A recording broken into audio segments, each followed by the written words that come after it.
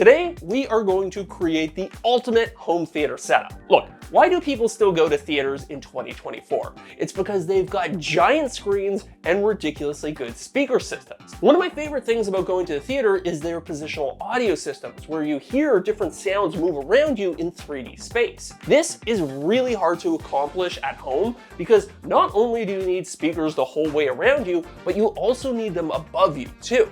And installing speakers in your ceiling is a complete pain in the ass. You gotta cut holes, you gotta pull wires, and just generally make a huge mess. But what about if I told you there was a better way? In fact, you might have already seen it and just didn't realize it. A lot of high-end sound bars have speakers in them that project sound up and bounce it off the ceiling in order to emulate the effect of in-ceiling speakers. It's actually part of the Dolby Atmos standard. And I've always just assumed that those were super specialized drivers that calculate angles and distances and did all sorts of fancy calculations. But as it turns out, that's not really the case. You can create your own 3D positional height speakers with some basic DIY skills. And that is exactly what we are going to do today. Oh, and I almost forgot about the screen. I'll show you how you can get a screen that rivals your local theaters with something that can fit in your pocket, because today's video is sponsored by XREAL and their super impressive lineup of augmented reality glasses. We'll talk more about them later, but first, let's head to the shop and start building these speakers.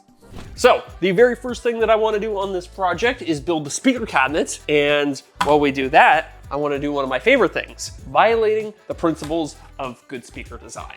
Internet audiophiles will always tell you that it's better to make your speakers with MDF or Baltic birch plywood because of their more uniform density. Hardwoods can have both high and low density pockets that will create asymmetric resonance inside your cabinets. That being said, I've built speakers with all three materials, and I'd be hard pressed to hear any sort of difference between them. So my advice to everybody at home would be to just build your speakers with whatever materials you want and don't worry too much about the internet critics. What might be an issue, however, is just how thin I made all of these panels. I wanted to make these speakers as small as possible, but I also needed a very specific interior volume in order for the drivers to function optimally. So the easiest way to do that was to shrink the thickness of the exterior walls. However, this introduces a new problem. It's going to make the cabinets a lot more resonant, which is not good for sound quality. Now, I think I found a solution for that we'll explore later, but in the meantime, the last step here was just a quick panel glue up to create a single large sheet of wood. Alrighty, while we wait for those panels to finish gluing up, we are going to cut the front baffles behind me on the CNC. We're going to cut them out of MDF, but not because of its acoustical properties or anything like that, just because it's cheap and it'll be easy to paint afterwards. Now, obviously not everybody is gonna have a CNC at home, but don't worry, there are other ways to make these baffles. The first would be to just use a hole saw and then a trim router to cut out these recessed areas, or you could be really lazy and just order them online. The speakers I'm building are gonna be a modified version of the very popular Overnight Sensations, and there are a ton of retailers out there who sell kits to make them that include pre-cut cabinets. In fact, these kits are a great way for anybody to get started in the world of DIY audio and build out a 5.1 or 7.1 surround sound system. The rear baffles lacked any sort of cutout, so to save time, I just cut them on the table saw and then laid them all out so that I could give my pieces a quick coat of paint. I chose black because I wanted to match my existing speakers, but obviously you can do whatever you want here. Just make sure you seal up all of the exposed MDF in order to keep it from absorbing moisture over time. With our panels now dry, let's talk about how we're gonna put them together. My plan here was to fold them into boxes. So the first thing I did was mark out where I needed to make all of my cuts. There's very little margin for error here, so I triple checked everything before cutting my miters. With my sheets now separated into panels, I set up over on the table saw to cut a series of rabbets and dados for our front and rear baffles. The easiest way to cut these channels would be to use a dado stack, but I don't have one of those. So I opted for the next best thing and cut them out one blade width at a time. Pro tip, by the way, when you're making a bunch of repeated identical cuts like this, plan it out so that you're adjusting your fence as little as possible. That'll keep your measurements consistent between pieces and make assembly later on a lot easier. As you can see, the front baffles slotted nicely into position, and as a final detail, I cut a small chamfer on the leading edge of each piece. Normally, this type of forward projection would be bad design, but it's going to be important later. Now it's time for my favorite trick when it comes to making speaker cabinets. Lay out all your pieces edge to edge and then start taping their seams together. If you do it right, you should be able to fold them into their final shape and have everything line up nicely. If not, adjust your tape and then just try again. When you do finally get it, apply some glue, slot your front baffles into position, fold it all together again, and then apply some clamps until the glue dries. You might be wondering why I didn't also install the rear baffles at the same time, and that's because we've still got quite a bit of work to do inside the cabinets. So let's talk about the crossovers. You might be thinking that for Dolby Atmos height channels, the circuitry inside these speakers would need to be pretty complex. But you'd actually be wrong. All of the crazy positional wizardry happens upstream in your AV receiver, and we'll talk about that more later. But because these crossovers are downstream of that, their only job is to sort high frequency sounds to the tweeters and low frequency sounds to the woofers. So what I'm doing here is soldering together a series of resistors, capacitors, and inductors on a perforated board that will help to keep everything all clean and organized looking. These are a great addition to any speaker build, and I'll make sure to include some links to them, along with all the other tools and products I've used throughout this project in the video description. Now, there is a significantly better way to do crossovers, and it's probably what I'm going to do for my next speaker build, but I'll cover that during the postmortem analysis at the end of the video. For now, the last step was taking the crossovers and screwing them to the rear baffles so that they'll be easy to install a little bit later. Now that we are done with the electronics, we have our speaker cabinets here, and they are now dry. So I think what we had to do is sand them and finish them, but that's kind of boring, so we're not going to spend much time on this step. I'm just going to do it quick. To keep things brief, I sanded everything down to 220 grit and then rolled on a coat of the same polyurethane finish that I used on all of my other speakers so that everything stays nice and consistent. Though, let's talk for a second about the consistency of hardwood. All right, look at these. These are looking really good. And this is actually really dark walnut, which is kind of one of the things that I like so much about walnut is you never really know what you're gonna get until you start milling it down. Now that we've got these all finished, counterintuitively, we have to cut into them a little bit. Normally, you'd put the holes for an input plate and a breather port on the rear baffles, but with these speakers, because of their orientation, that's not really gonna work. So I picked a side that will eventually face away from me and cut them there instead. The breather ports were easy, but because the input plates are square, I had to cut these holes using an oscillating multi-tool. This is my go-to choice anytime I need to cut straight down into a flat surface, and it's a really handy tool to have in the shop. A quick test fit made sure my holes were big enough, and then we were ready to move on. So now I would like to fix a problem that I created earlier in the build. Because I made the wood of these cabinets so thin, they're quite resonant. They've got a good drummy sound to them, which, as you might imagine, is not great in a set of speakers. So in order to fix that, I would like to borrow a product from the automotive world. Anyone who's ever installed a subwoofer in a car knows all about this stuff, Dynamac. Or rather, its generic cousin, which you can order off of Amazon for pennies on the dollar. This is a foil-backed butyl rubber, which you can stick to just about any surface. And the beauty of it is that it absorbs vibration and kills resonance. So I got a bunch of small sheets that were perfectly sized for the inside of our cabinets and then stuck them in place. Okay, now that we got the first one done, it's time for a super scientific test. Here's that one and that one. As you can hear, it still knocks, but this one is quite a bit sharper and more resonant.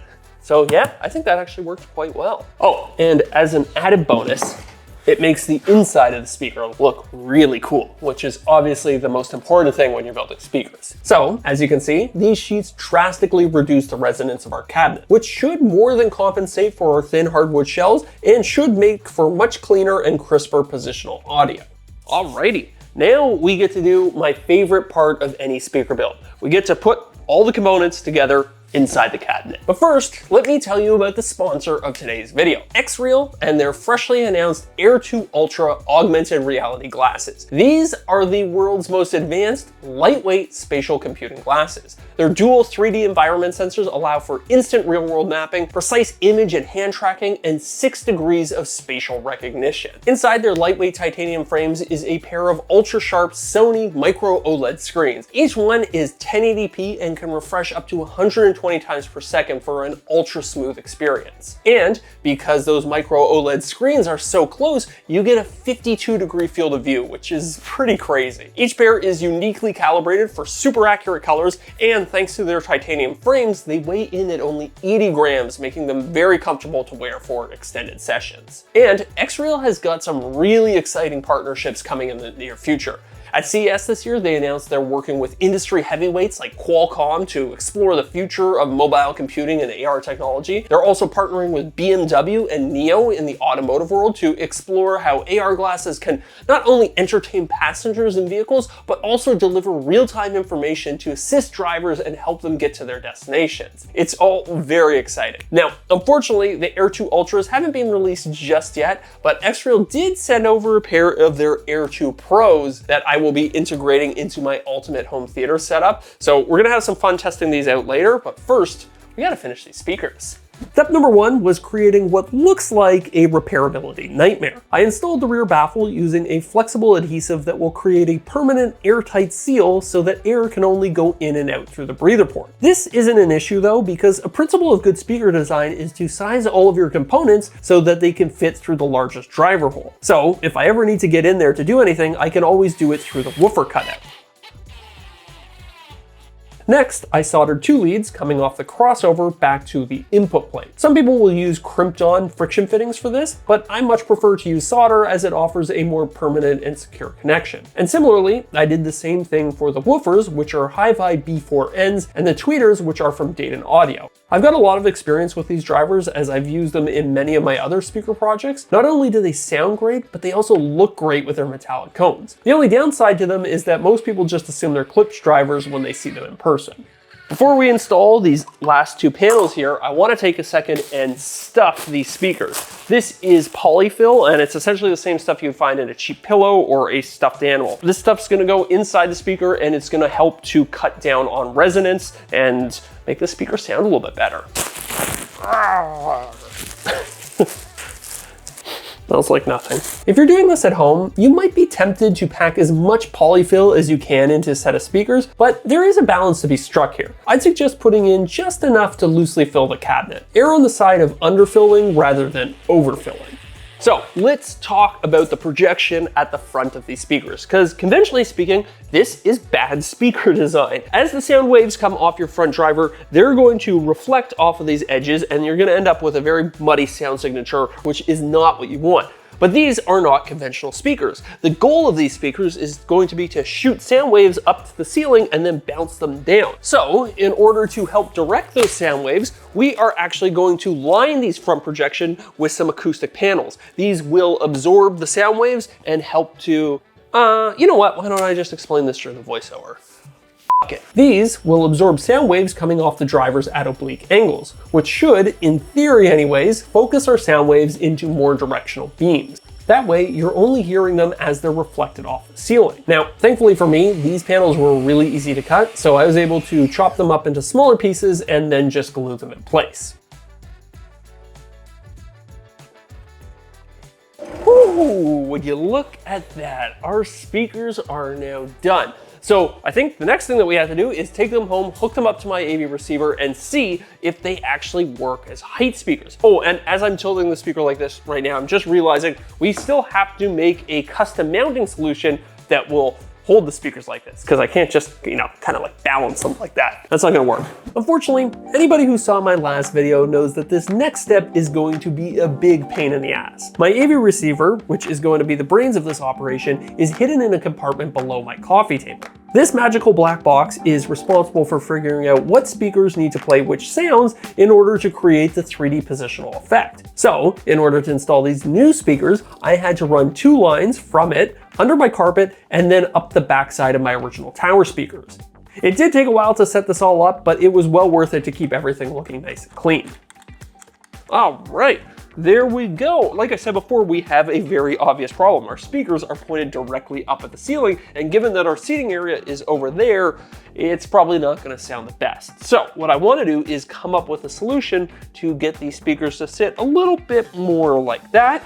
And in order to do that, I think we better go use the 3D printer. So this is what I came up with, and it's not dissimilar from a GoPro mount if you've ever seen one of those. Basically, you have 2 halves with some fingers on them, and the fingers interlock like that. And then if you look over here at this finished one, what I've done is I've threaded a bolt through there. There's a couple friction washers between the fingers, and then on the other side there's a nut. So as you tighten down on this bolt, it basically locks the fingers in whatever position you want. And the cool thing about this is that you can adjust it to basically any angle and a multitude of heights. So it should give us a ton of flexibility for positioning our speakers. Downstairs, a little bit of double-sided tape did a surprisingly good job of holding my new brackets in place, and then it was time to do some calibrations. Over the next couple of hours, I did two things. The first was testing out various angles on my brackets and seeing what gave the most convincing overhead effect from the speakers. And then the other one was running the room correction process on my AV receiver. This involves placing a mic at various seating positions around the room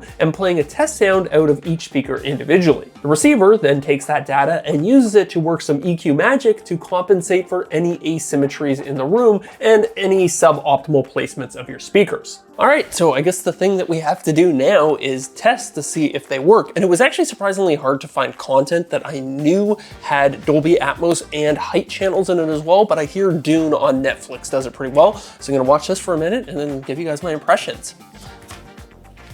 Pretty much right away, I was confronted with something that I didn't really expect going into this project. There's just not that many sounds that happen above your head as the viewer in a movie. What I noticed more than anything was the change in height of objects on the screen. For instance, when these helicopters move from the bottom right to the top left corner, you could definitely hear them changing height within that plane.